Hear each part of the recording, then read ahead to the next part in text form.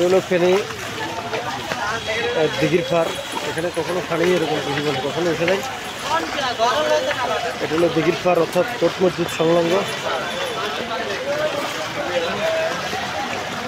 শহরে পানি উঠে গেছে অলরেডি। মানুষ আশেপাশে শহরের আশেপাশে যে এলাকাগুলো এগুলো ঢুকে গেছে, এখান থেকে মানুষ শহরে আসতেছে, কিন্তু শহরেও এই অবস্থা।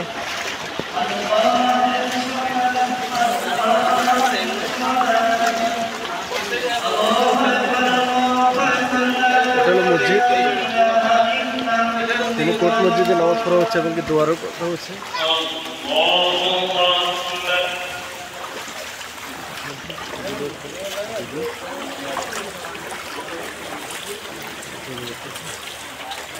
हिंदी काटी दिले तो हम नाम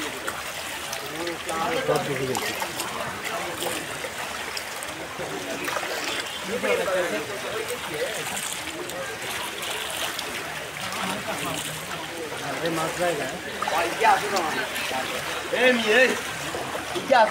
लिखो